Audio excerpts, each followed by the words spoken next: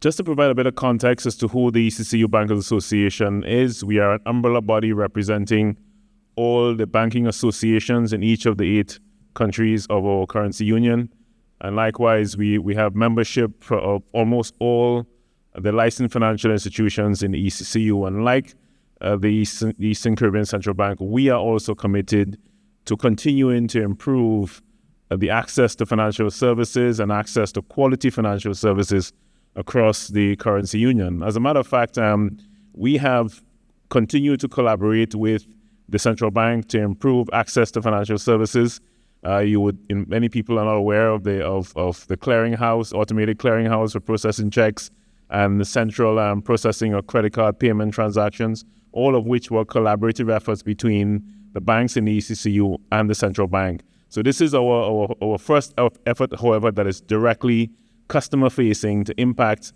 how customers access to financial services and access to having a bank account across the ECCU. I should say, however, that banks individually have been continually making efforts to try to make it easier for customers to open bank accounts. But I'm sure you would appreciate that if every bank is working on this individually or as part of a local association,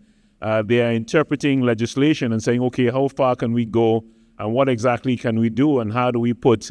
these arrangements in place that customers can have an easier time. And some customers are in fact benefiting already or have benefited over the last few years from an easier process. But where the banks have had a huge difficulty is doing that in a consistent manner, because each bank is interpreting the legislation, seeing how far they can go, and deciding which customers qualify for which types of accounts with them. So a customer could go from one bank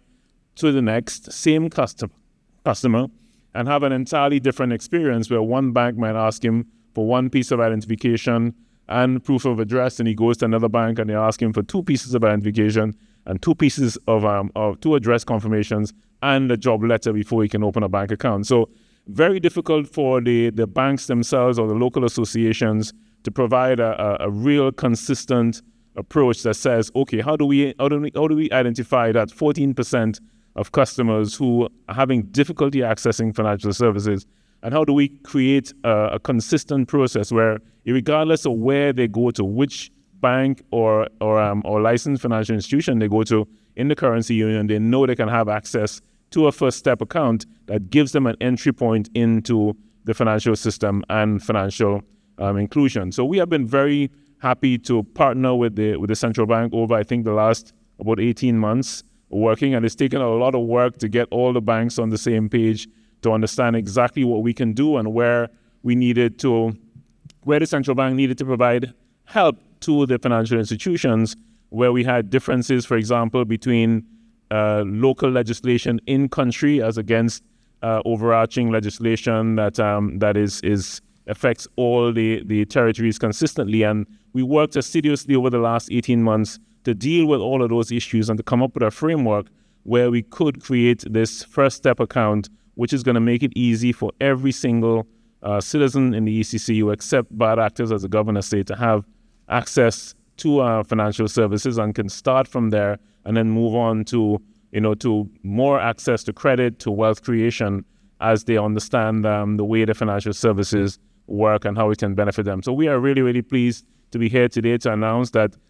several banks, not all banks have launched the product as yet, but we are adding banks in every country every couple of months, and we expect over the next 3 to 4 months that every single bank that you go into will have a first step account available where